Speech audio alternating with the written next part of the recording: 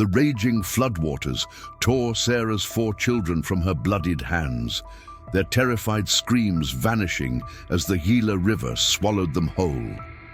Her only hope appeared from the shadows, an Apache warrior whose people she'd been taught to fear as savages, now standing between her family's survival and certain death. Before we continue, don't forget to subscribe to the channel, like the video, and comment where in the world you're watching from. Let's go. The rain had fallen for days, relentless and merciless, turning the usually tranquil Gila River into a roaring beast that devoured everything in its path. The year was 1885, and the Arizona Territory had never seen such rainfall in living memory. The waters rose and swelled, carving new paths through the desert landscape, uprooting ancient cottonwoods, and washing away the fragile signs of human settlement that dotted the frontier. Sarah Winters clutched her youngest child to her chest as the wagon tilted precariously on the river crossing. Her husband Thomas had insisted they could make it across before nightfall, despite the warnings from the station master back in Silver Creek. "It's just water," he had said with the confidence of a man who had never seen nature's true fury. It will be at the Prescott homestead by sunset. Now, as the current grabbed at the wagon wheels like hungry hands, Sarah saw the fear in her husband's eyes. The horses screamed, their eyes wild with terror as the waters rose around their flanks. "Thomas!" she cried over the roar of the river. "We need to turn back!" But it was too late. The current caught the wagon with sudden violence, tipping it sideways. Sarah heard the screams of her children. Emma, age 11, twins James and Joseph, age 7, and little Mary, just 3 years old, still clutched against her chest.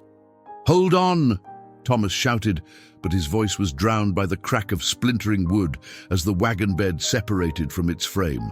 The world became a chaos of brown water, screaming and desperate, grasping at anything solid.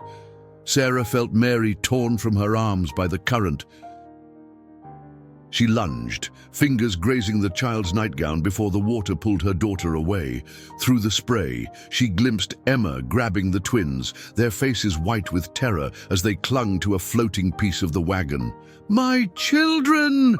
she screamed, swallowing muddy water as the current tumbled her like a rag doll.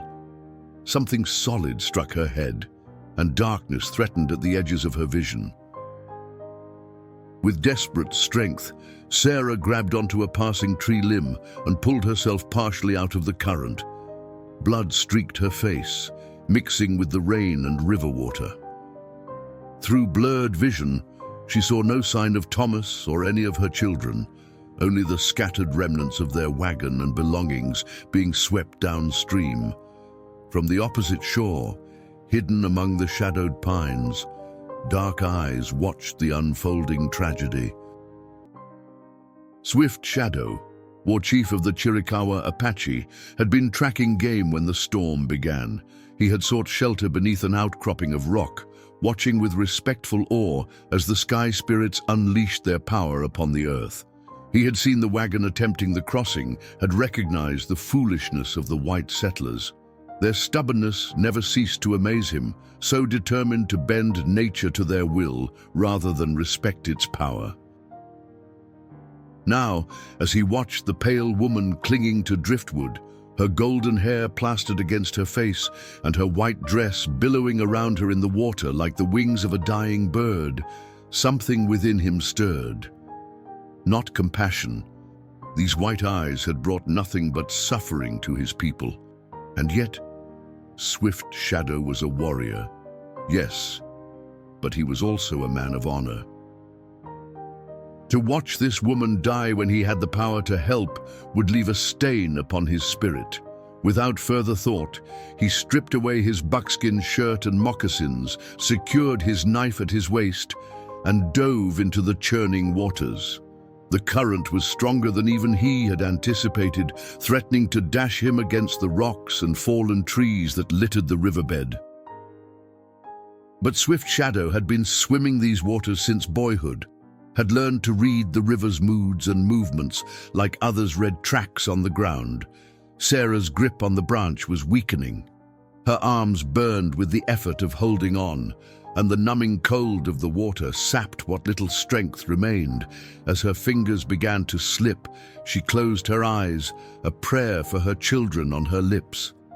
Something solid grasped her waist. Her eyes flew open to find herself face to face with a man unlike any she had ever seen. His copper skin gleamed with water, dark eyes intent on her face. His black hair, normally worn long and adorned with an eagle feather, was now slicked back against his head by the river's force. The markings on his chest and arms told a story she could not read, but the strength in his grip spoke clearly enough. "Hold," he commanded in heavily accented English, one of the few words he had learned from the white traders. Sarah's eyes widened with fear, not of drowning now, but of this savage who had appeared from nowhere. Stories of Apache brutality had haunted her dreams since they'd begun their journey west. Tales of scalping, of torture, of women and children taken captive. These were the nightmares that settlers whispered around campfires. Yet his grip was sure, and the shore was close. What choice did she have? With the last of her strength, Sarah nodded and allowed the stranger to pull her through the water. The current fought them, but the man's powerful strokes steadily gained ground. Finally, her feet scraped against the rocky riverbed, and she stumbled onto the shore, collapsing onto her hands and knees, vomiting river water. Swift Shadow knelt beside her, his breathing heavy but controlled. He scanned the river, searching for signs of the others who had been in the wagon. The white woman's shoulders shook with sobs, her hair hanging in wet ropes around her face. "My children!" she gasped, looking up at him with desperate eyes. "Please, my children!" Swift Shadow studied the white woman's face, reading the desperation etched into every line.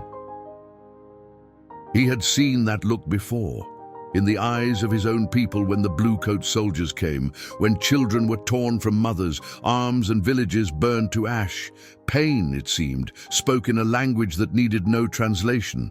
"Children," he repeated, tapping his chest and then gesturing downstream. He held up 4 fingers questioningly. Sarah nodded frantically, her breath coming in ragged gasps. "Yes, 4. My husband, Thomas.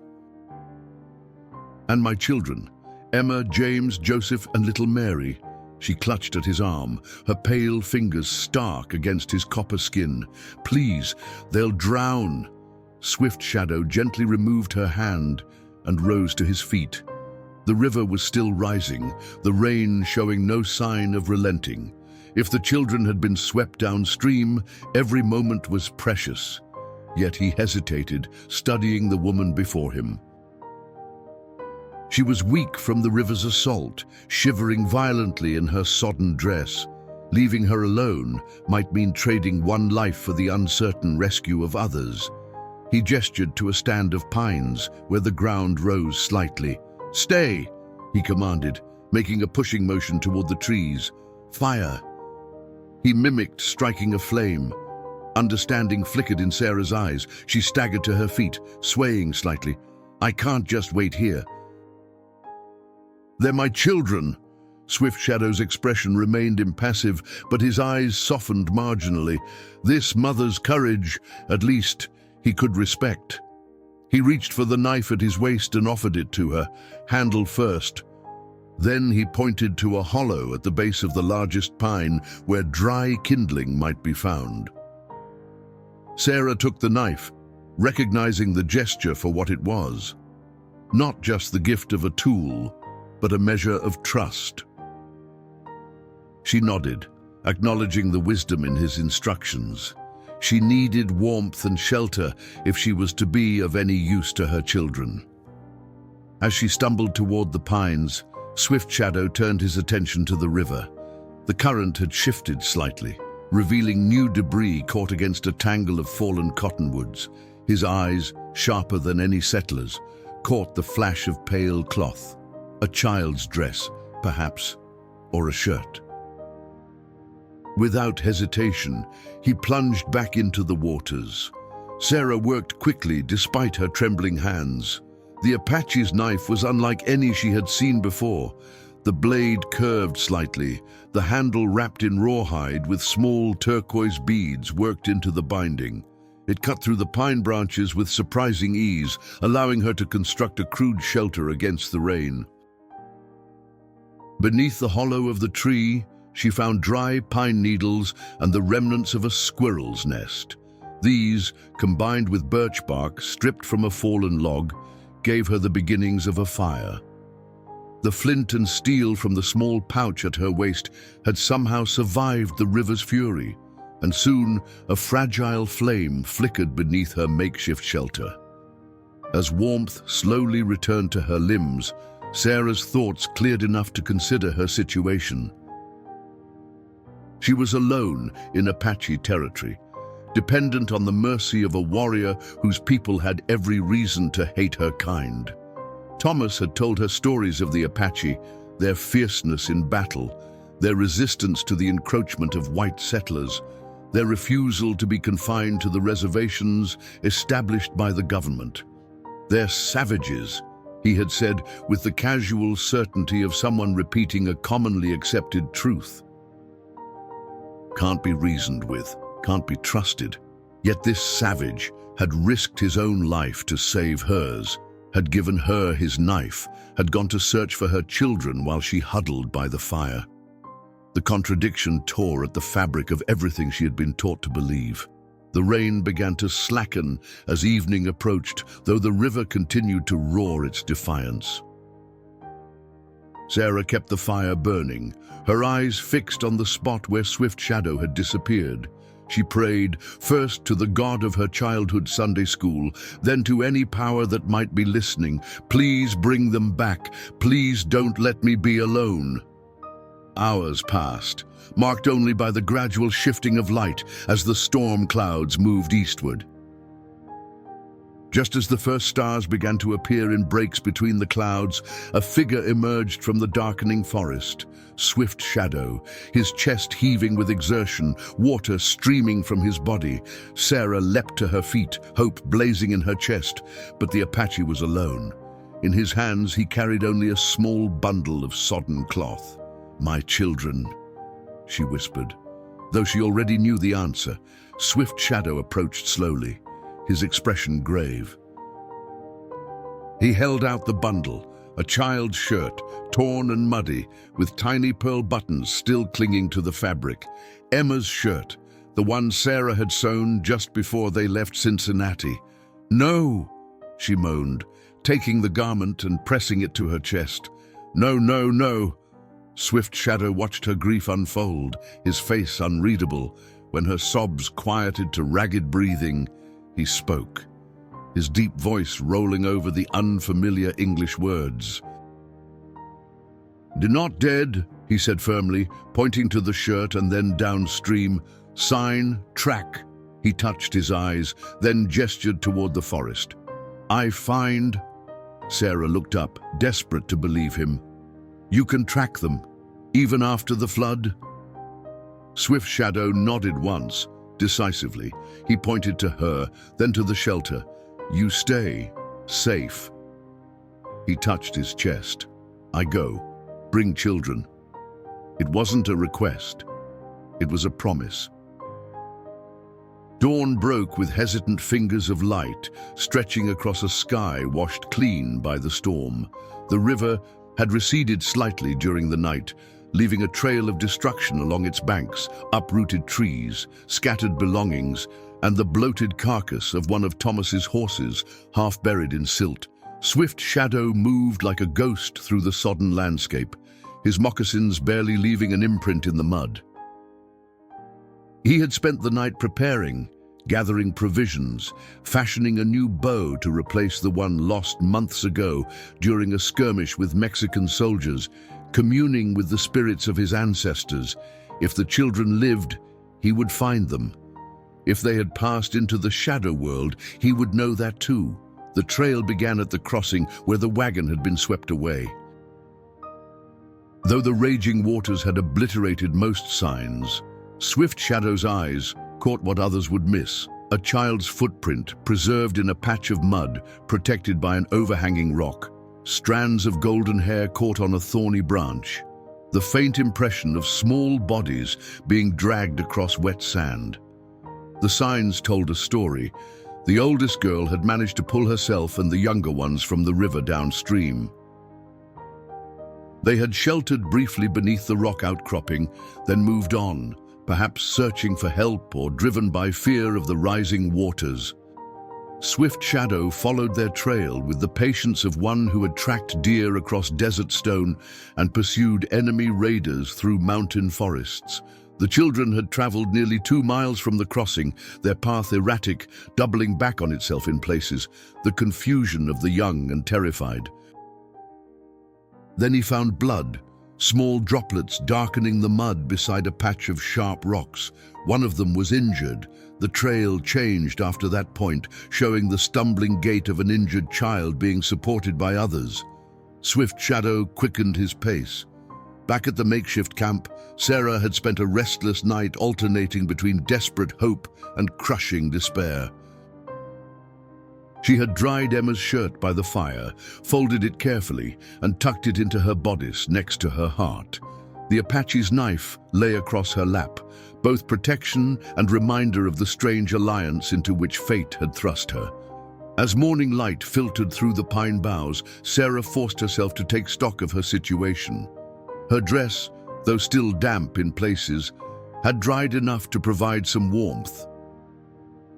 The fire had burned low but remained viable. The small pouch at her waist held flint, steel, a few coins, and a locket containing miniature portraits of her children, her only remaining possessions.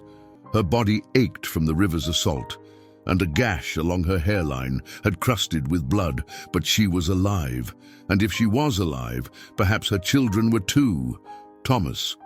She couldn't bear to think of him yet. The image of his face, twisted in terror as the wagon broke apart, was too raw, too immediate. Later, she promised herself, later she would mourn. Movement at the edge of the clearing startled her. Sarah snatched up the knife, her heart pounding. A figure emerged from the trees, but it wasn't Swift Shadow. The man who stepped into the clearing wore the dusty clothes of a frontiersman, a week's worth of beard shadowing his jaw. The rifle in his hands was pointed casually at the ground, but his fingers rested too close to the trigger for comfort. "Well now," he drawled, eyeing Sarah with undisguised interest. "Ain't you a sight? Thought I smelled smoke." His gaze traveled from her face down to her mud-stained dress, lingering in places that made her skin crawl. "You alone out here, Mom?" Sarah tightened her grip on the knife, keeping it partially hidden in the folds of her skirt. "My husband is hunting," she lied, hoping her voice sounded steadier than it felt. "He'll be back any moment." The man's mouth twisted in a smile that showed tobacco-stained teeth. "That's so. Funny. I've been tracking game through these parts since dawn. Ain't seen no other white man." He took a step closer. "Oh, way I see it, you're in a spot of trouble. River took something of yours, I'm guessing." "Please," Sarah said, rising slowly to her feet. "My children are missing. My wagon was swept away at the crossing yesterday. If you've seen any sign of them..." "Children, huh?" The man scratched his beard thoughtfully. "Ain't seen no children, but I tell you what I have seen, Injuns." "Apache war party moving south along the ridge not 2 days ago." His eyes narrowed. "Bad business, that. They take white children sometimes, raise them as their own, or worse." Cold fear washed through Sarah's veins. "No, that's not..." "I can help you, ma'am," the man interrupted, taking another step forward. "These woods ain't safe for a woman alone. Name's Hank Dawson. Got a cabin, about 6 miles east of here. You come with me, we'll alert the cavalry at Fort Wallace. They'll organize a proper search." Sarah hesitated. This man represented everything familiar: her own kind, the promise of organized help, the cavalry who had sworn to protect settlers like her family. Yet something in his eyes, in the too casual way he held his rifle, raised warnings in her mind. And there was the Apache, Swift Shadow, who had saved her life and promised to find her children, who even now might be following their trail, drawing closer to them with each passing hour. "Thank you, Mr. Dawson," she said carefully, "but I need to remain here. My husband will be looking for me, and I've arranged to meet a friend who's helping search for my children." Dawson's expression hardened. "Friend? What kind of friend?" Before Sarah could answer, a shadow detached itself from the trees behind Dawson. Swift Shadow moved with the silent precision of a predator, his presence unknown until he chose to reveal it. "That would be me," he said softly. Dawson spun around, rifle half raised, only to find himself staring into the obsidian eyes of Swift Shadow. The Apache stood less than 3 paces away, his presence commanding despite his lack of weapons. One hand rested casually at his waist, the other hung loose at his side, a deceptive posture that masked his readiness to strike. "Jesus Christ," Dawson hissed, taking an involuntary step backward. "Where the hell did you come from?" Swift Shadow remained silent, his gaze moving deliberately from Dawson's face to his rifle and back again.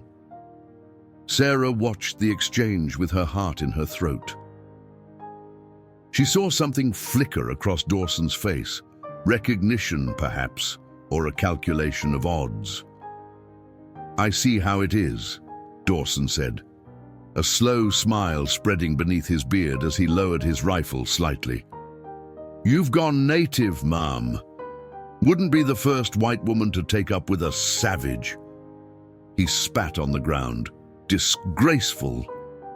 "It's not like that," Sarah protested, heat rising to her cheeks. "He saved my life when the river—" "Save your stories," Dawson interrupted, taking another step back. "Don't much care what you do with yourself. But those children you mentioned—" His smile turned cold. Fort Wallace would be mighty interested to hear about white children going missing in Apache territory. Bounties for Indian scalps just went up last month. Swift Shadow's expression didn't change, but something dangerous flashed in his eyes. He understood more English than he spoke, enough to recognize a threat when he heard one. "You go now," he said, his voice level but edged with steel. Dawson's knuckles whitened on his rifle. "You giving me orders, Injun?" He glanced at Sarah. "Ma'am, you'd best come with me. Whatever this savage has told you, he's lying. His kind can't be trusted." Sarah moved to stand beside Swift Shadow, the knife now visible in her hand. "Ah, the only person I don't trust here is you, Mr. Dawson. This man saved me from drowning and is helping me find my children. Please leave us." Dawson's face darkened. "You're making a mistake, lady. A big one." He raised his rifle slightly. "I could take him right now, be doing the territory a favor." The tension stretched between them like a bowstring pulled to its breaking point. Sarah could almost taste the violence in the air, see the calculations racing behind Dawson's eyes as he weighed his options. One man against one Apache warrior and a woman with a knife. Swift Shadow shifted his weight almost imperceptibly, and Sarah knew he was preparing to move. If Dawson fired, would the Apache be fast enough to avoid the bullet? Would Dawson be able to reload before Swift Shadow reached him? A distant crack of thunder rolled across the sky, making them all glance upward. The brief distraction was all Swift Shadow needed.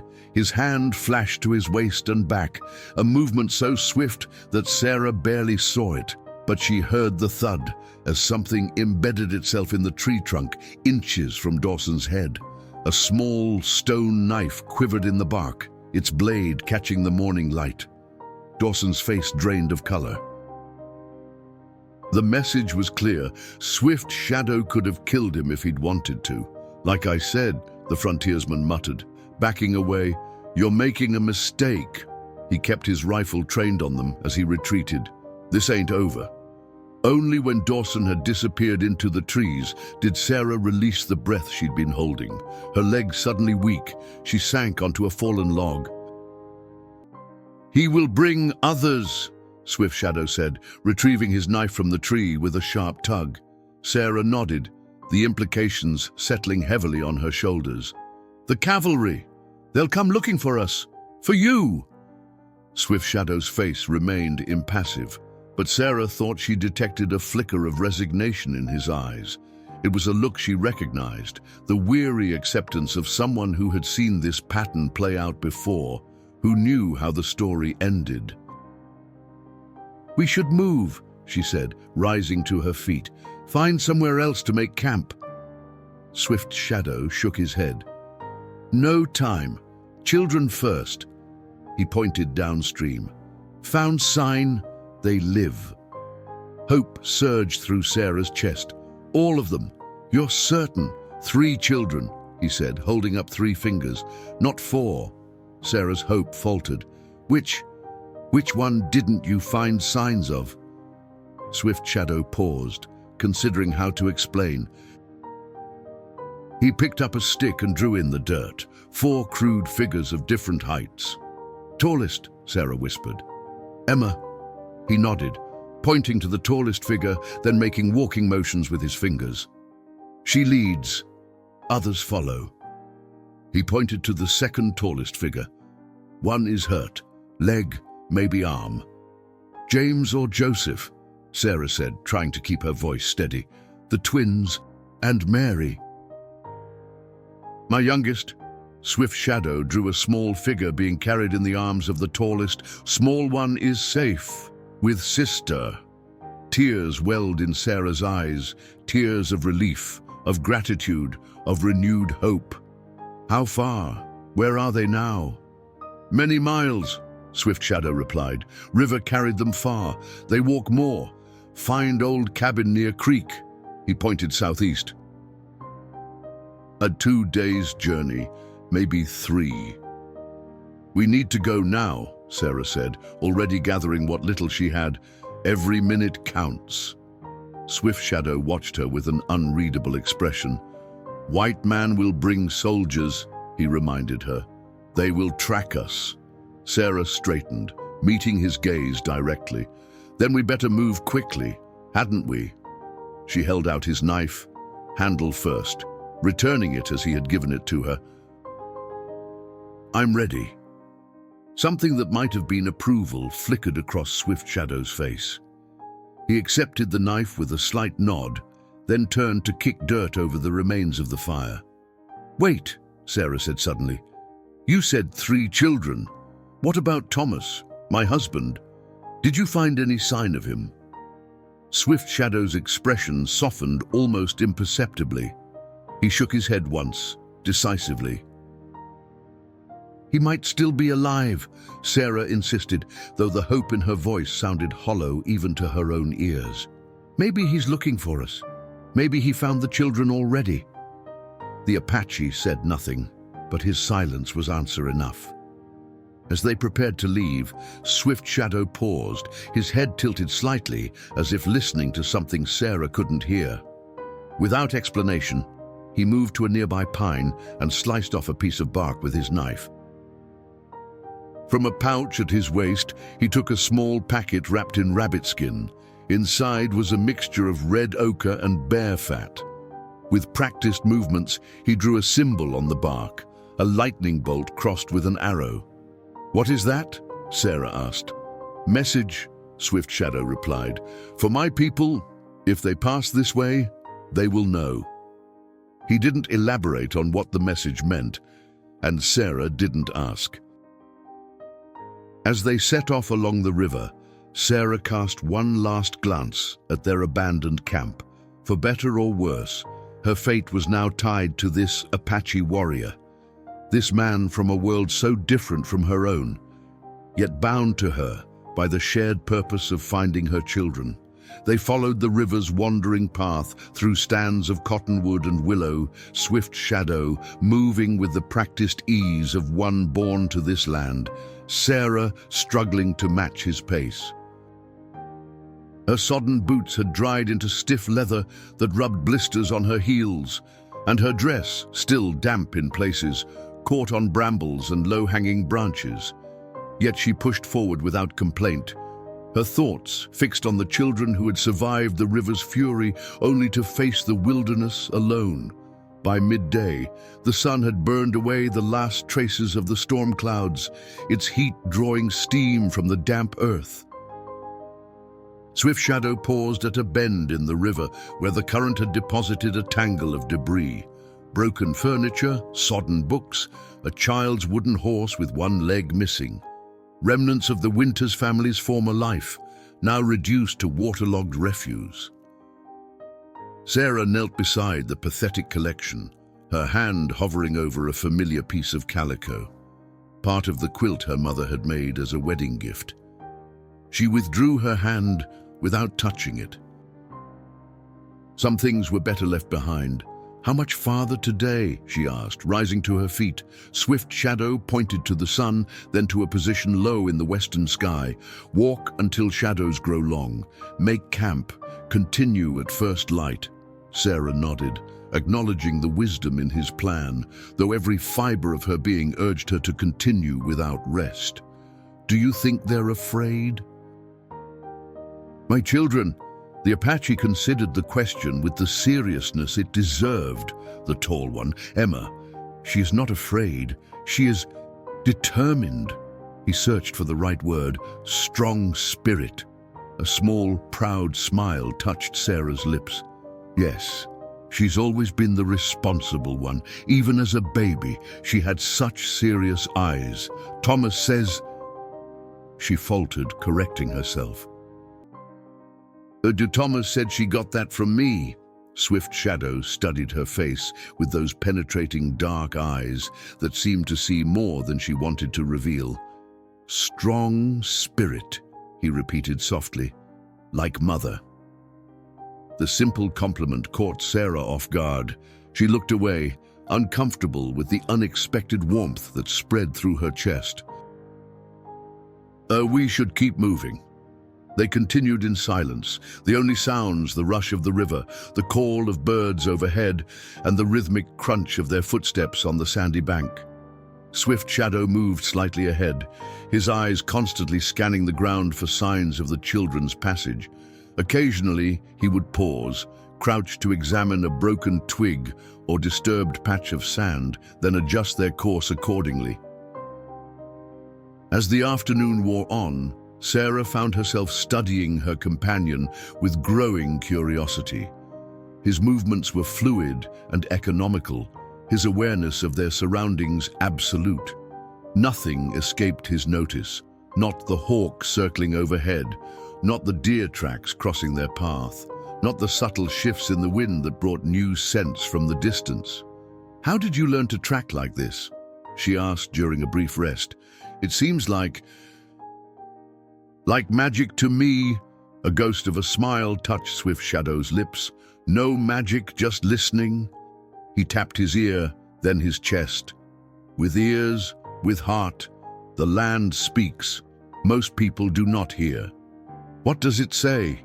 "The land, I mean." Swift Shadow gestured around them.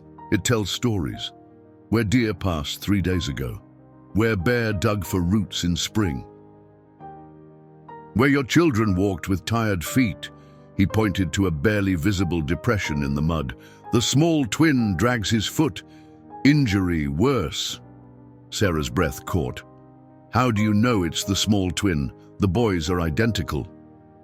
"Not to land," Swift Shadow replied. "One steps heavier on left foot, has done so since birth, maybe. The land remembers." The concept was so foreign to Sarah's understanding that she struggled to grasp it. In Cincinnati, land was something to be bought and sold, built upon, transformed. It didn't speak, it didn't remember, it was simply there. "My people never thought of land that way," she admitted. We see it as something to use, to own. Swift Shadow's expression darkened slightly. This is why we fight. Land is not for owning. We belong to it, not it to us. The statement hung between them, a fundamental difference in worldview that no amount of shared purpose could fully bridge. Sarah fell silent, turning his words over in her mind as they resumed their journey. Late in the afternoon, they came upon the remains of a small campfire, carefully built beneath an overhanging rock to hide its smoke. Swift Shadow crouched beside it, his fingers testing the ashes. "Cold," he said. "Obande, maybe too." He examined the ground around the fire, reading signs invisible to Sarah's untrained eyes. They stayed here, rested. The tall one, Emma, she knows how to make fire.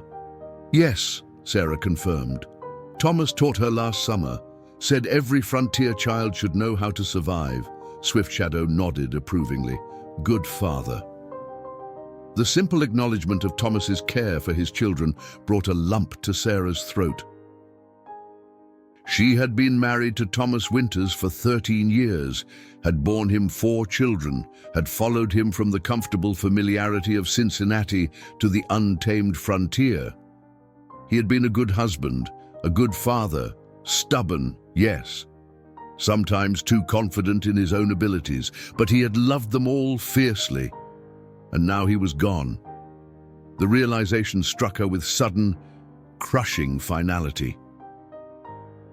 Until this moment, some part of her had clung to the hope that Thomas might have survived, might even now be searching for them as they searched for the children.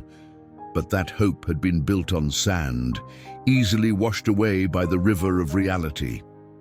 Swift Shadow noticed her distress, but said nothing, allowing her the dignity of her grief. He moved a short distance away, examining the area around the children's campsite, while Sarah composed herself. When he returned, his expression was troubled. "What is it?" Sarah asked, instantly alert. "Did you find something?" Swift Shadow hesitated, then held out his hand. In his palm lay a small brass button, tarnished but still recognizable as belonging to a cavalry uniform. "Soldiers," Sarah whispered, her mind racing. "Here, already." Swift Shadow shook his head. "Old." "Many seasons." He pointed to a nearby tree, where a faded strip of blue cloth hung from a branch, nearly invisible against the sky. "Cavalry post nearby, maybe one day's journey." Sarah's heart sank. If Dawson reached the cavalry post and reported an Apache abducting a white woman, they would waste no time in organizing a search party. And unlike Dawson, the cavalry wouldn't be taken by surprise. "We need to find the children before the soldiers find us," she said urgently. Swift Shadow nodded, his face grim. "Before dark." He pointed to the western horizon where the sun had begun its descent. "Not much time." They abandoned any pretense of caution, moving as quickly as the terrain would allow. Swift Shadow led them away from the river, following the children's trail up a rocky slope where the ground was harder, the signs more difficult to track. Twice he lost the trail completely, forcing them to backtrack and search for new signs. As the shadows lengthened across the land, Sarah's desperation grew. Each passing minute increased the likelihood that Dawson had reached the cavalry post, that soldiers were already on their way. If Swift Shadow was captured or killed, she pushed the thought away. They would find the children. They had to. The sun was touching the horizon when Swift Shadow suddenly froze, raising his hand for silence. Sarah stopped beside him, straining to hear what had caught his attention. At first, she heard nothing beyond the usual sounds of the wilderness at dusk, the wind in the trees, the distant call of birds settling for the night, the rustling of small creatures in the underbrush. Then she heard it, faint but unmistakable, a child's voice, carried on the evening breeze. "Emma!" Sarah called, her voice breaking with emotion. "Emma, is that you?" Swift Shadow placed a restraining hand on her arm, shaking his head in warning. "Wait," he whispered. "Not safe yet." Sarah bit back the cry that threatened to burst from her throat. After all they had endured, to be so close and yet forced to remain silent was almost unbearable. But she recognized the wisdom in his caution. If soldiers were nearby or other dangers lurked in the gathering dusk, announcing their presence could bring disaster. Swift Shadow motioned for her to remain where she was, then melted into the underbrush with such fluid grace that she lost sight of him almost immediately.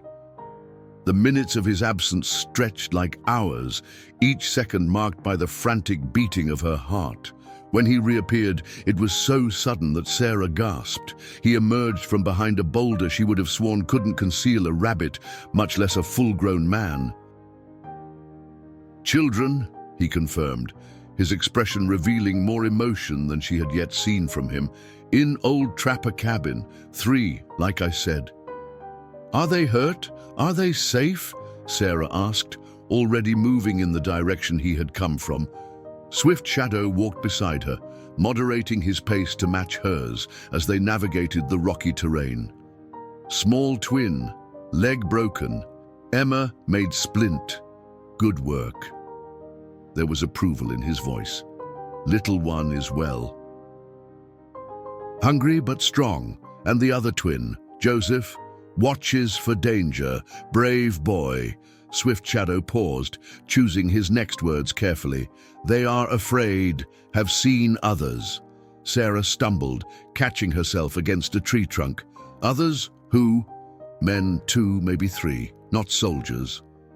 His eyes met hers, conveying the gravity of the situation.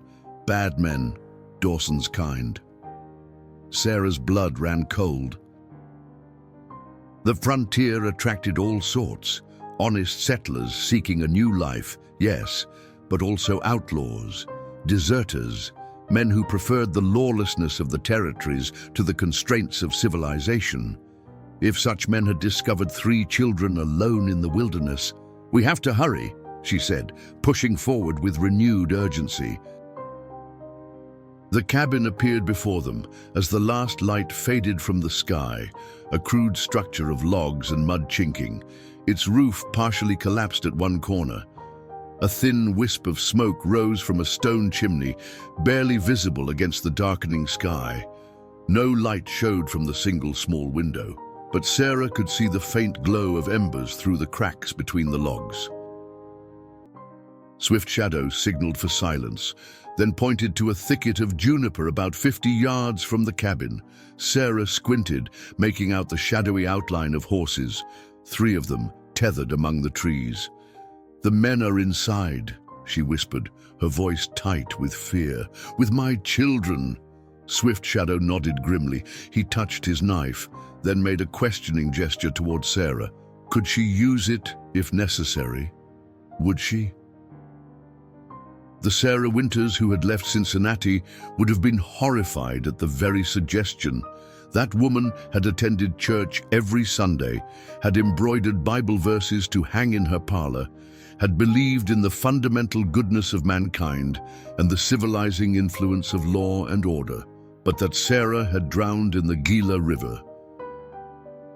This new Sarah, the one born of desperation and grief, the one who had trusted an Apache warrior over a man of her own race, nodded without hesitation.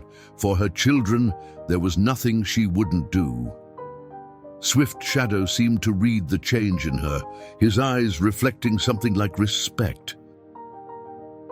He gestured for her to follow, leading them in a wide arc that would bring them to the cabin from the rear, away from the horses that might alert their owners with nervous nickering. As they drew closer, voices became audible, rough male laughter, the clink of bottles, slurred boasting, beneath it all, the soft, frightened whimper of a child. "Mary." Sarah's hand tightened on the knife Swift Shadow had returned to her. its unfamiliar weight somehow reassuring in her palm. They reached the back of the cabin, where rotting logs had created gaps large enough to peer through. The interior was illuminated by a small fire in the stone hearth, casting long shadows across the dirt floor. 3 men sat around a rickety table, passing a bottle between them. Their appearance confirmed Sarah's worst fears. Unshaven, unwashed, with the hard eyes of men who lived by violence, one wore a stained cavalry jacket that had clearly not been earned through honorable service. In the far corner, huddled together on a pile of moldy furs, were Emma, Joseph, and Mary. Emma, her golden hair matted with mud and leaves, had her arms around her younger siblings, her face set in a mask of determined courage despite the fear evident in her eyes. Joseph sat with his back against the wall, his splintered legs stretched out before him, his small face pale with pain but resolute. 3-year-old Mary clung to Emma's side, her thumb in her mouth, tears streaking her dirty cheeks. They were alive. Frightened, dirty, injured, but alive. Sarah's heart swelled with such fierce love and relief that she nearly cried out. Only Swift Shadow's steadying hand on her shoulder kept her silent. "Worth at least $50 each," one of the men was saying, taking a long pull from the bottle. "More for the little one. Them Mexicans down south pay extra for the young ones." "Assuming we can get 'em there," another replied, scratching his beard. "Army's been patrolling heavy since them Apache raids last month. We'll get through," the third man said with the easy confidence of the perpetually drunk. "Always do." He turned his bleary gaze toward the children. "Might have some fun with the oldest girl first, though. She's almost ripe." Emma pulled Mary closer, her eyes flashing with helpless fury as she drew her siblings more tightly against her. A red haze descended over Sarah's vision. These men, these monsters, were planning to sell her children like cattle, to subject Emma to horrors no child should even know existed. Her grip on the knife tightened until her knuckles showed white. Swift Shadow's face had transformed as well, the careful neutrality replaced by the cold mask of a warrior preparing for battle. He touched Sarah's arm, directing her attention to the side of the cabin where a small lean-to adjoined the main structure. With silent gestures, he outlined a plan, simple but effective. Sarah nodded her understanding. For her children, she would become whatever was necessary, even a killer. The plan was simple yet dangerous. Swift Shadow would create a distraction at the front of the cabin, drawing the men outside where he could deal with them one by one. Meanwhile, Sarah would enter through the lean-to, which likely connected to the main room, and get to her children. Sarah pressed herself against the rough logs of the cabin's back wall, the knife clutched in her sweating palm as she waited for Swift Shadow's signal. She forced herself to breathe slowly, to calm the thundering of her heart. In her mind, she rehearsed what she would do: enter swiftly, reach her children, defend them if necessary, kill if necessary. The thought no longer horrified her. For Emma, Joseph, and Mary, she would become death herself. A haunting cry pierced the night, the perfect mimicry of a mountain lion's scream, so authentic that Sarah felt the hairs rise on the back of her neck despite knowing its source. Swift Shadow had disappeared into the darkness minutes before, positioning himself for the attack. Inside the cabin, conversation ceased abruptly. "What the hell was that?" one of the men demanded, his voice carrying clearly through the thin walls.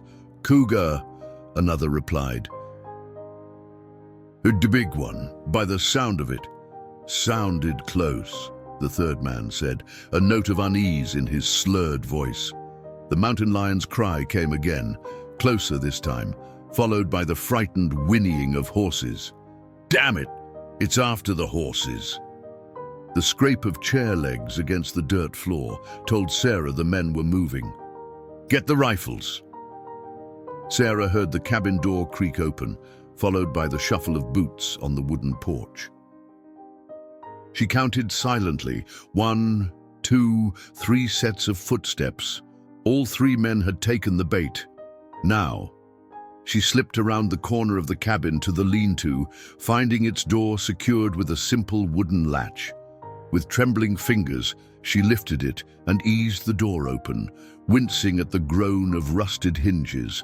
The lean-to was a storage space filled with dusty crates, rusted traps, and bundles of dried herbs hanging from the low ceiling. A ragged blanket covered the doorway leading to the main room. Sarah paused, listening intently. From outside came the sounds of confusion, men shouting, horses panicking, and the eerie cry of the supposed mountain lion moving around the clearing.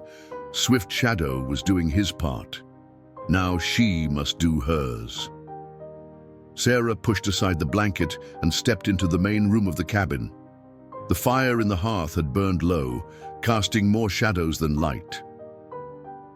Her children remained huddled in the corner, their eyes wide with fear as they stared at the empty doorway through which their captors had just departed. "Emma," Sarah whispered, her voice breaking. "Emma, it's Mother." 3 pairs of eyes snapped toward her, disbelief blooming into desperate hope. "Mother," Emma gasped, rising unsteadily to her feet, still clutching Mary's hand. "Is it really you?" Sarah rushed forward, dropping to her knees before her children, gathering them into her arms with such force that they nearly toppled backward. The feel of them, solid, warm, alive, broke something inside her. Tears flowed freely down her cheeks as she pressed kisses to their dirty faces, inhaling their scent, reassuring herself of their reality. "You're alive," she kept repeating. "You're alive, you're alive." "Mother, we thought you were dead," Emma sobbed, her composure finally crumbling now that an adult, her mother, had appeared to shoulder the burden she had carried alone. "The river took everyone. I got Joseph and Mary to shore, but I couldn't find you or Father or James." "James," Sarah pulled back, searching Emma's face. "You haven't seen him?" Emma shook her head, fresh tears welling in her eyes. "Not since the river. I tried to hold on to both twins, but the current was so strong. Joseph's leg got caught between some rocks. That's how we stopped being swept away. But James..." Her voice faltered. Sarah closed her eyes briefly, absorbing this new blow. James, her gentle, thoughtful son who collected butterflies and wrote poetry, was still missing. But there was no time to dwell on this now. "We need to go," she said, helping Joseph to his feet. "There's a man helping us." A gunshot cracked through the night, followed by a shout of pain and a string of curses. Mary whimpered, burrowing against Sarah's side. "Bad men," she whispered. "Bad men hurt us." "Not anymore," Sarah promised, gathering the child into her arms. "Emma, help Joseph." "We're leaving through the back." They had just reached the blanket-covered doorway when the cabin door burst open. One of the men, the one in the stained cavalry jacket, staggered in, blood streaming from a gash across his forehead. His eyes, wild with fear and rage, locked onto Sarah and the children. "You!" he snarled, raising his rifle. "I should have known there'd be more of you." Sarah pushed her children behind her, raising the knife in a trembling hand. "Stay away from my children," she warned, her voice steadier than she felt. The man laughed, an ugly, broken sound. "Or what? You'll stab me with that little pig sticker." He took a step forward. "Your Injun friend is keeping my boys busy, but he won't last long. 2 against 1, even for an Apache, ain't good odds." Swift Shadow was outnumbered. The thought sent ice through Sarah's veins. If he fell, there would be nothing between her children and these monsters. The man took another step forward, rifle still trained on them. "Now we're going to..." A shadow detached itself from the darkness beside the door. a shadow that moved with lethal purpose. Swift shadow materialized behind the outlaw, one hand clamping over the man's mouth while the other drove a knife between his ribs with surgical precision. The rifle clattered to the floor as the man's eyes widened in shock. Swift shadow lowered him silently to the ground, the outlaw's body twitching once before going still. "2 against 1, Swift shadow said softly, wiping his blade on the dead man's shirt, "is no odds at all." Emma gasped, her hand flying to her mouth. Joseph stared with a boy's fascination mingled with horror. Only Mary, too young to understand what she had witnessed, seemed unaffected. "The others?" Sarah asked, already knowing the answer. "Will not trouble us," Swift shadow replied, his voice devoid of emotion. He looked at the children, his expression softening slightly. "We must go, now. More danger comes." "The cavalry," Sarah said, understanding immediately. "Dawson," Swift shadow nodded grimly. "Soon." They fled into the night, a strange procession moving through the moonlit wilderness. Swift shadow led the way, silent as the shadows that gave him his name. Sarah followed, carrying Mary, whose small arms were locked around her neck with the desperate strength of a child who feared being lost again. Emma helped Joseph, supporting his weight as he hobbled along on his splintered leg, his face tight with pain he refused to voice. Swift shadow had taken them on a route that avoided the open trail, instead winding through dense underbrush and rocky outcroppings that would hide their tracks from all but the most skilled trackers. The pace was grueling, especially for the children, but necessity drove them forward. "Where are we going?" Emma whispered during a brief rest, her voice barely audible above the chorus of night insects. Sarah looked to Swift shadow, realizing she didn't know the answer herself. They couldn't return to the river crossing. Soldiers would surely be watching it. They couldn't seek help in any settlement where Dawson might have spread his poisonous tale of Apache abduction. "My people," Swift shadow said after a moment's consideration, 3 days' journey in mountains. He pointed toward the distant peaks, silvered by moonlight. "Safe there." Sarah's heart sank. 3 days, 3 days of travel with exhausted children, one with a broken leg, 3 days of evading cavalry patrols, 3 days before they could even begin to organize a proper search for James. As if reading her thoughts, Swift shadow added, "We'll look for other boy tomorrow, when light comes." Emma stepped forward, fatigue momentarily forgotten. "You'll help us find James?" she asked, addressing Swift shadow directly for the first time. The Apache studied her face, so like her mother's, with the same determined set to her jaw, the same clear eyes that held his gaze without flinching. "Yes," he said simply. Emma nodded, apparently satisfied with this response. She turned back to Joseph, helping him settle on a fallen log where she carefully checked his splint. Sarah watched the exchange with a complex mixture of emotions. Her children had been raised on stories that painted Indians as bloodthirsty savages, yet here was Emma, accepting Swift Shadow's help with the pragmatic trust of a child who had already survived impossible odds. "We need water," Sarah said, noticing the dry, cracked lips of her children. "And food," Swift Shadow nodded. "Stream nearby." "We'll show you." He looked at Joseph's leg, his expression thoughtful. "Splint needs fixing. Have herbs for pain." They made their way to a small stream that gurgled between moss-covered rocks, its clear water a blessing after hours of thirsty travel. While the children drank and washed the worst of the grime from their faces, Swift Shadow disappeared into the forest, returning minutes later with a handful of roots and leaves. "For pain," he explained, kneeling beside Joseph. "May I?" The boy looked to his mother, who nodded encouragingly. "It won't hurt," she assured him. He's going to help. Joseph eyed the Apache warily, but extended his injured leg. Swift Shadow worked with gentle efficiency, removing Emma's makeshift splint to examine the break. The boy's shin was swollen and mottled with bruises, but Swift Shadow nodded approvingly. Clean break. Already starting to heal, he crushed some of the leaves between his fingers, releasing a pungent aroma, then mixed them with water to form a paste which he spread over the worst of the swelling. This will ease pain, make walking easier.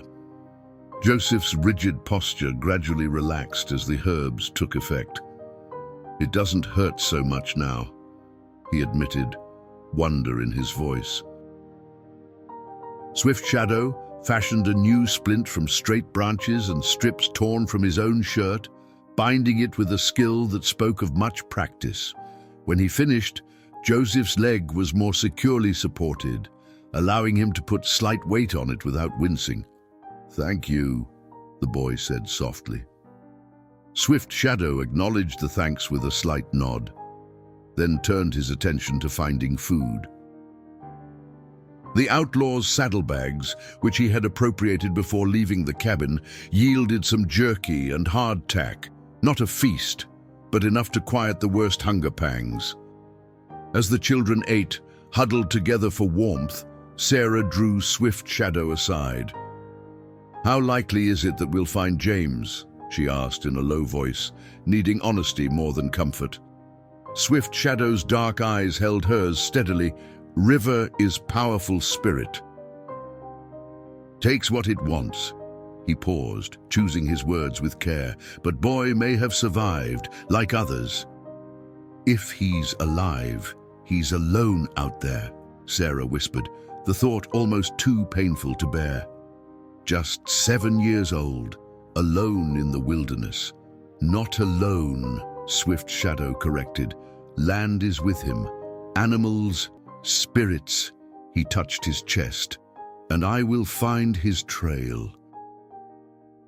If it exists, I will find it. Sarah wanted desperately to believe him. This man who had already done the impossible, saved her from drowning, tracked 3 children across miles of wilderness, defeated armed outlaws single-handedly. Surely he could perform one more miracle and bring her lost son back to her. We should rest now, Swift Shadow said, glancing at the eastern sky where the faintest lightning heralded the approaching dawn. Few hours only. Then move again. Sarah nodded, returning to her children. They created a small nest of pine boughs beneath a sheltering juniper, the children curling against their mother like puppies seeking warmth. Sarah held them close, breathing in the scent of them, still hardly able to believe they were really here, really safe in her arms. Emma remained awake after the younger two had succumbed to exhaustion, her eyes following Swift Shadow as he moved silently around their makeshift camp, securing the perimeter. Mother, she whispered, is he really an Apache? Like in father's stories, Sarah stroked her daughter's tangled hair. Yes, he is. But he's helping us. Why? It was a question Sarah had asked herself many times over the past days. Why had Swift Shadow saved her? Why had he committed himself to finding her children? Why was he risking his life to protect a white family when his people had suffered so much at the hands of whites? I think, she said slowly, that there are good people and bad people in every race. Swift Shadow is one of the good ones. Emma considered this, her young face solemn in the moonlight. He killed that man at the cabin to protect us, Sarah said, wondering how to explain the harsh realities of frontier justice to a child raised in the relative civilization of Cincinnati. Those men were going to hurt you, to sell you. Swift Shadow did what was necessary to keep you safe. I know, Emma said, surprising her mother with her matter-of-fact acceptance. I would have killed them too, if I could have. To protect Joseph and Mary. She looked up at Sarah, her eyes far older than her 11 years. I tried to be brave. Mother, I tried to be like you. Sarah's throat tightened with emotion. Oh, Emma, you were braver than I could ever be. You saved your brother and sister. You kept them alive. I'm so proud of you. Emma's composure finally cracked, tears spilling down her cheeks as she buried her face against her mother's shoulder. And I was so scared, she sobbed. I kept thinking about what Father always said, that we had to be strong, had to survive no matter what. But I didn't know if I could do it alone. Sarah held her daughter as she wept, her own tears falling silently into Emma's hair. You're not alone anymore, she promised. I'm here, and we'll find James too. You'll see. Across the camp, Swift Shadow watched the mother and daughter, his face unreadable in the shadows. Then he turned away, climbing to a rocky outcropping that offered a view of the surrounding terrain. In the far distance, near where the old trapper's cabin stood, he could just make out the faint flicker of torches, moving lights that could only be men on horseback, searching. The cavalry had arrived. Dawn broke with cruel swiftness, revealing the harsh beauty of the landscape and the precarious position of the small group huddled beneath the juniper. Swift Shadow roused them before the sun had fully cleared the eastern mountains, his movements urgent but controlled. Soldiers coming, he said simply, pointing toward the cabin they had fled hours before. Many with tracker. Sarah's heart sank as she helped her exhausted children to their feet.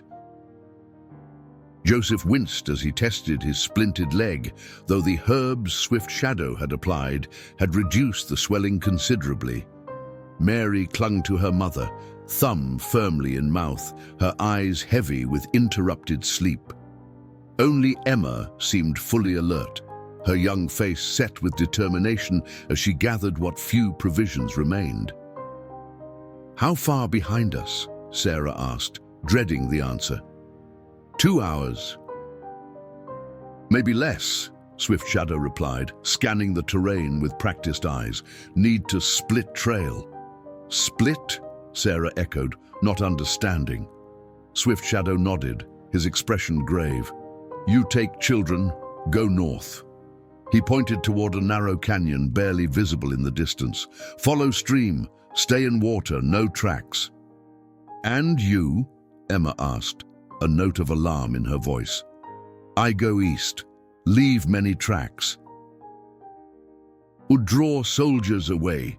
He knelt to be at eye level with the children, something he had not done before.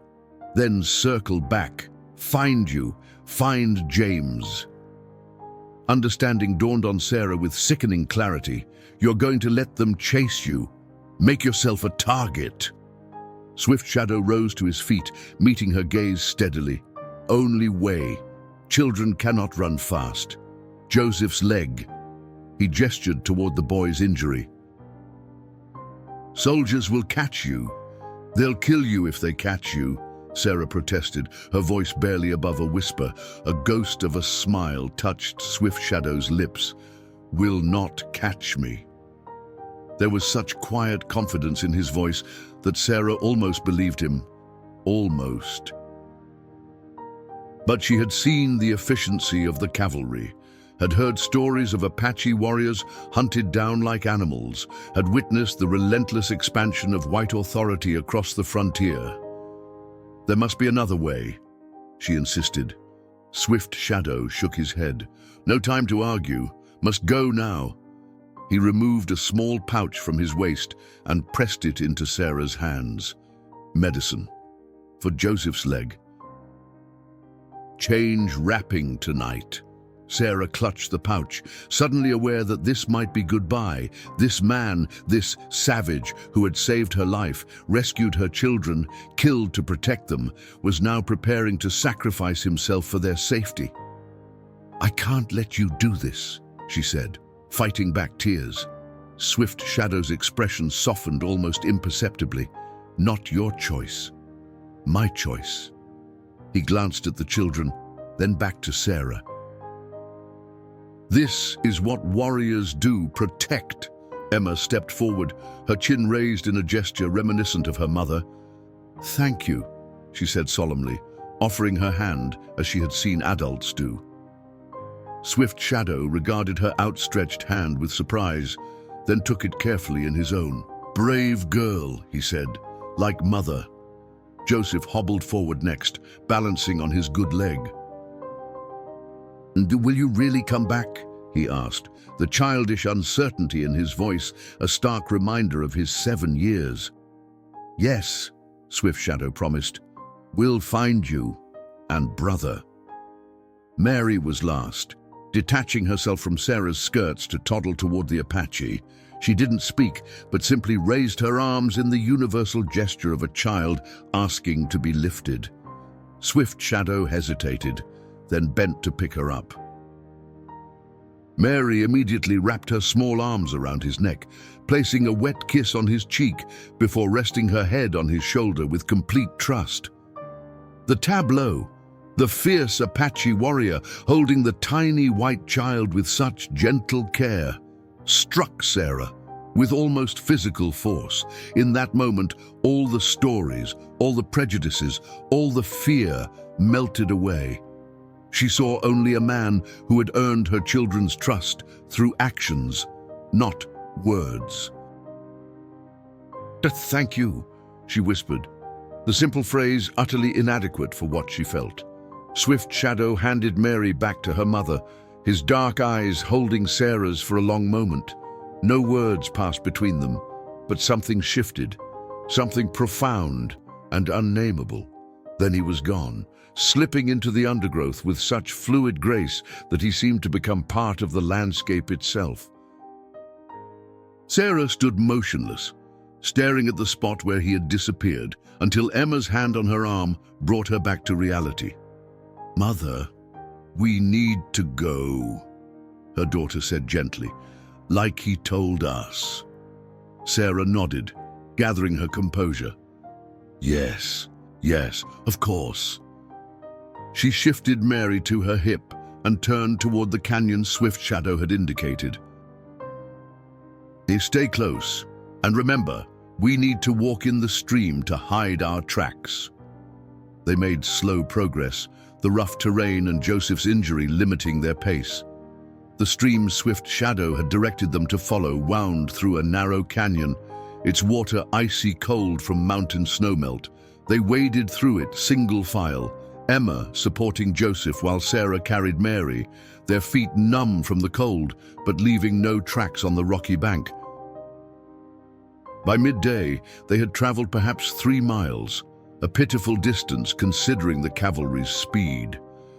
Sarah tried not to think about Swift Shadow, about whether the soldiers had spotted his deliberately obvious trail, about what would happen if they caught him.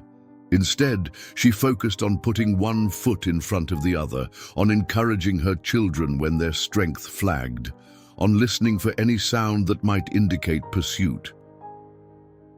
The canyon widened as the afternoon wore on, the stream broadening into a shallow river that flowed through a valley thick with pine and aspen. The walking became easier, but the exposure made Sarah nervous. Without Swift Shadow's guidance, she wasn't sure if they should continue following the water or seek cover in the trees. As they paused to rest in the shade of a massive pine, Emma suddenly stiffened, her head turning sharply toward the forest. What is it?" Sarah asked, instantly alert. "I heard something," Emma whispered, her eyes wide. "There, in those bushes." Sarah placed Mary behind her, reaching for the knife Swift Shadow had insisted she keep. "Joseph, Emma, stay with your sister," she commanded, her voice low but firm, heart pounding. She moved toward the rustling undergrowth, the knife held before her in a white-knuckled grip. If soldiers had somehow circled around, if they had found the family despite Swift Shadow's diversion, a small figure burst from the bushes, freezing at the sight of Sarah with her knife raised. A boy, filthy and ragged, with leaves tangled in his hair and terror in his eyes. "James," Sarah breathed, the knife falling from her suddenly nerveless fingers. The boy's face transformed, disbelief giving way to desperate joy. "Mother? Mother?" He launched himself at her, nearly knocking her over with the force of his embrace. Sarah sank to her knees, clutching her son with such fierce relief that she could barely breathe. "James, oh my James, my baby, you're alive," she sobbed, running her hands over him as if to convince herself of his solidity, his realness. The other children converged on them, Emma and Joseph wrapping their arms around their brother, while Mary squeezed in between, not entirely understanding the miracle, but unwilling to be left out of the reunion. For several minutes, they clung to each other, laughing and crying in equal measure. Sarah couldn't stop touching James, examining the scratches on his arms, the bruise on his cheek, the torn state of his clothing. He was thinner, wilder somehow, but wonderfully, miraculously alive. "How did you survive?" she asked, when she could finally speak coherently. "How did you find us?" James wiped his nose on his sleeve, his eyes bright with excitement. "I got washed downstream really far, ended up on a sandbar. I was scared, but I remembered what Father taught us about wilderness survival." His face clouded briefly at the mention of Thomas, but he continued with the resilience of childhood. "I followed the river, thinking you might have washed up too. Found some berries to eat, slept in a hollow log one night." "You've been alone all this time?" Emma asked, her arm still around his shoulders as if afraid he might disappear again. James shook his head. "Not exactly. There was this man, an Indian. I saw him from far away, tracking something along the river." His eyes widened as he remembered. "I was hiding, but somehow he knew I was there. He left food for me, jerky and some kind of bread. He didn't try to catch me or anything, just left the food and moved on." Sarah's breath caught. "What did he look like? This Indian?" James frowned in concentration. "Tall. Had a scar here." He traced a line across his forearm, wore a necklace with a bear claw. "Swift Shadow," Sarah whispered. The Apache had found James days ago, perhaps on his first scouting mission along the river. He had left food, knowing the frightened boy wouldn't approach a stranger, especially an Indian. And he had continued searching, never mentioning his discovery to Sarah, perhaps fearing to raise her hopes until he could actually bring her son to safety. "You know him?" James asked, surprised. Before Sarah could answer, the unmistakable crack of a rifle shot echoed across the valley, followed by another and another. The children froze, huddling closer to their mother. "What's happening?" Emma whispered, her eyes wide with fear. Sarah stared in the direction of the gunfire, her mind racing. The shots had come from the east, the direction Swift Shadow had gone to lead the soldiers away. "We need to move," she said, forcing calm into her voice. "Now, into the trees, away from the water." As they scrambled up the bank, seeking the cover of the forest, more shots rang out, a sustained exchange that could only mean Swift Shadow had been cornered, was fighting back. Sarah hurried her children deeper into the woods, her heart torn between the need to protect them and the desperate desire to help the man who had saved them all. The gunfire stopped as suddenly as it had begun, leaving an eerie silence broken only by the children's ragged breathing and the whisper of wind through the pines. Had Swift Shadow escaped, or was he lying dead on the forest floor, his blood staining the land he had fought to protect? Sarah couldn't know.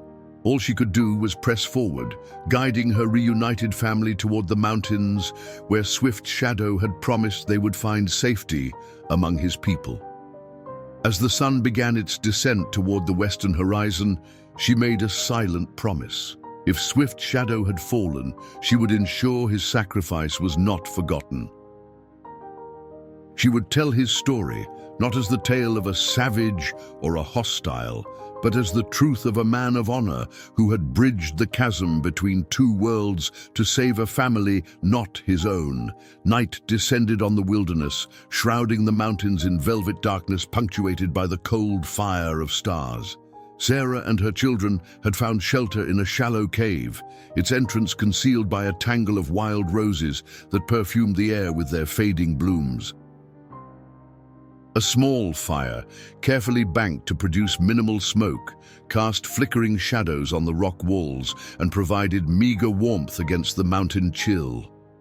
The children slept huddled together beneath Swift Shadow's borrowed blanket, James and Joseph on either side of Emma, with Mary curled like a kitten against her sister's chest. Their faces, peaceful in sleep, showed no trace of the ordeals they had survived. Only the dried tear tracks on Emma's cheeks and the occasional whimper from James as he dreamed hinted at the trauma that lurked beneath the surface. Sarah sat at the cave entrance, Swift Shadow's knife in her lap, her eyes scanning the darkened forest for any sign of movement. The gunfire had ceased hours ago, leaving an oppressive silence that seemed to spread across the land like a shroud.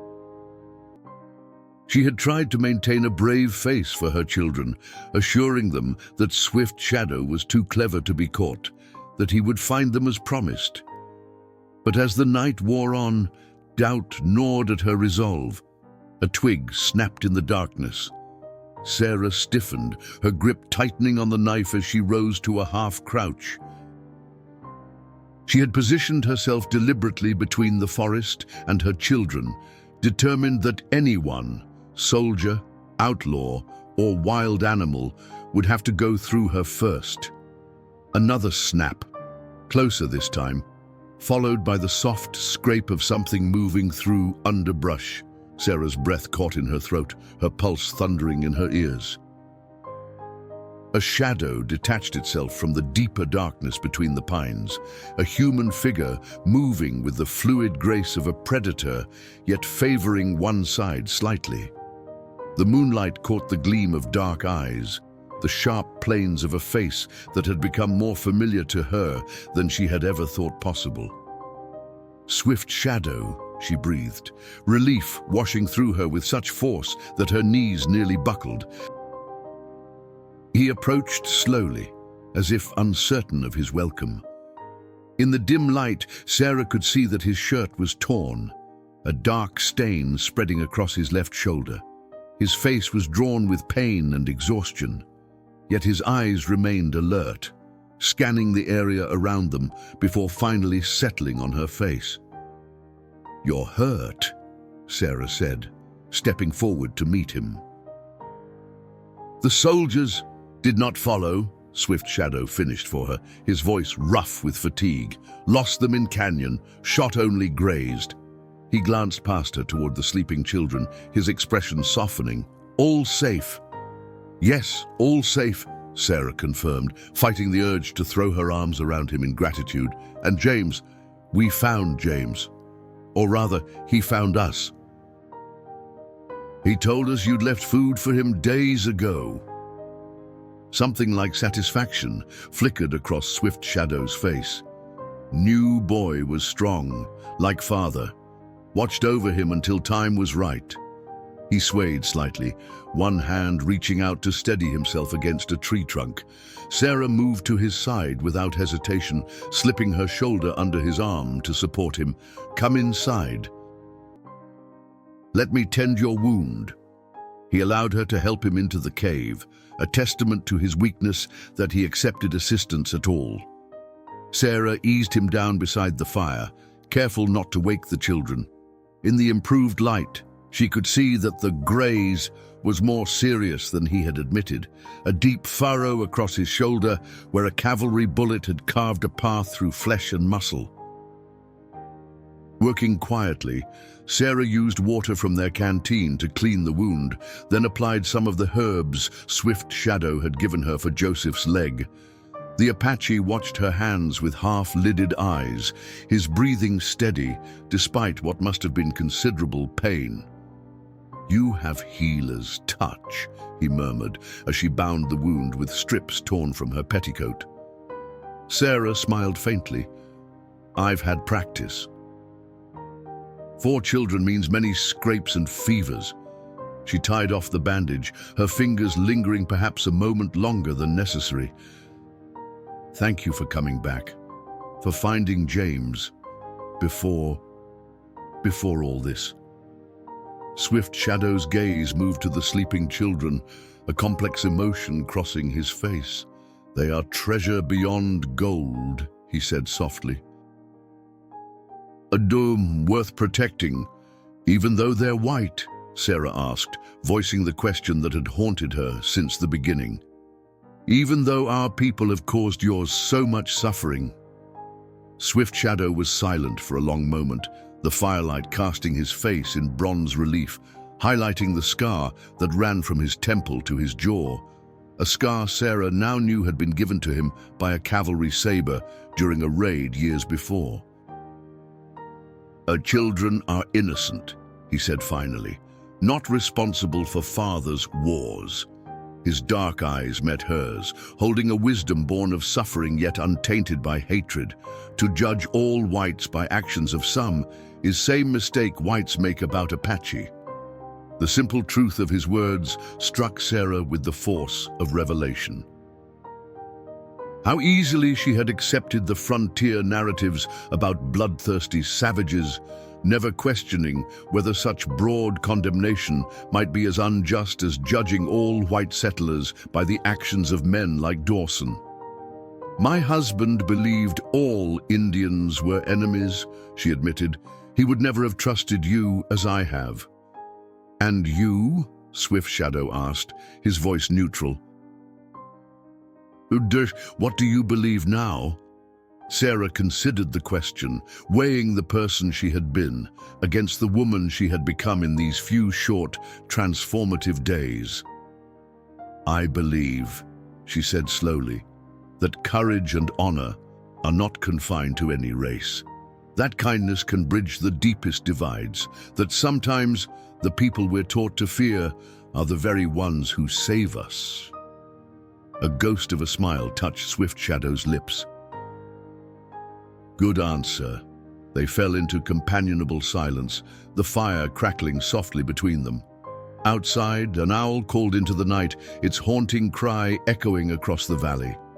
"What happens now?" Sarah asked eventually. "The cavalry won't stop looking for us. For you." "We reach my people tomorrow," Swift Shadow replied. "High mountains.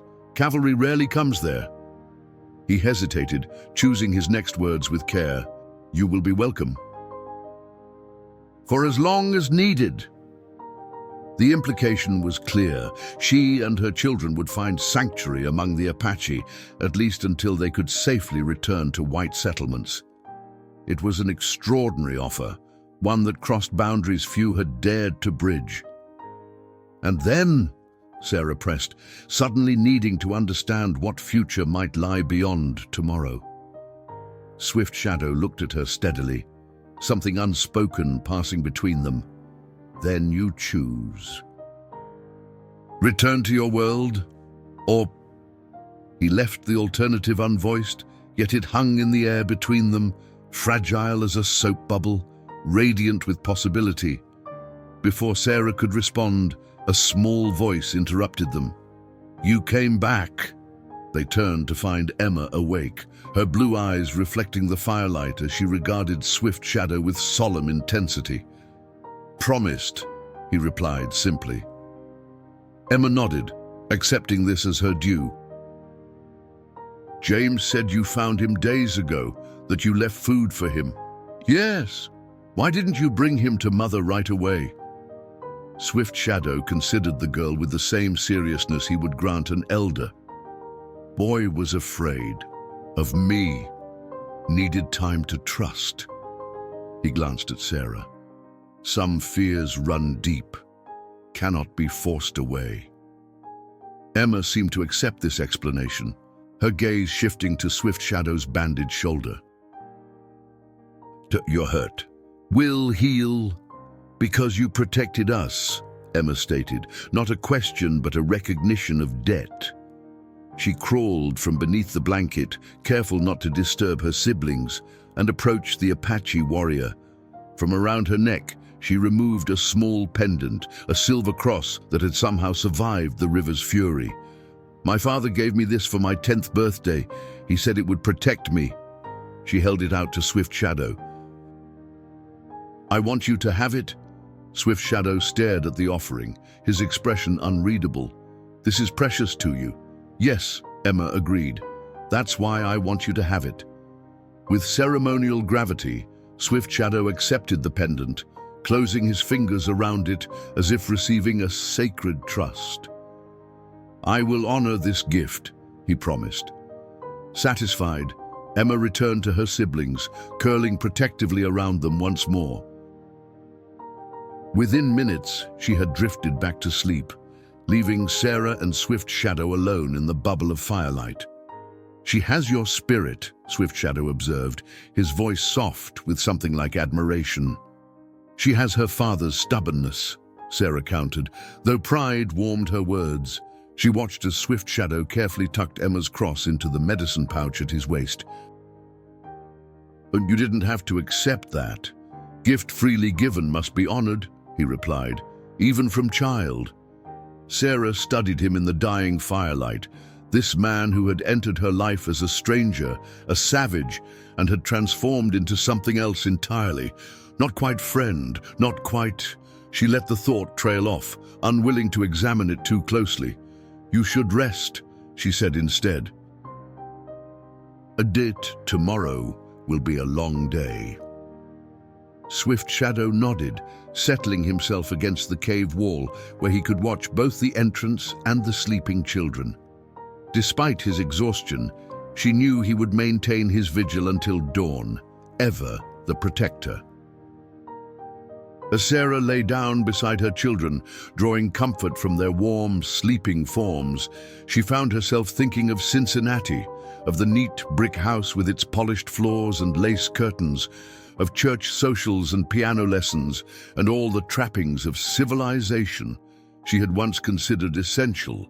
How distant that life seemed now, how insubstantial compared to the raw, vital experiences of these past days.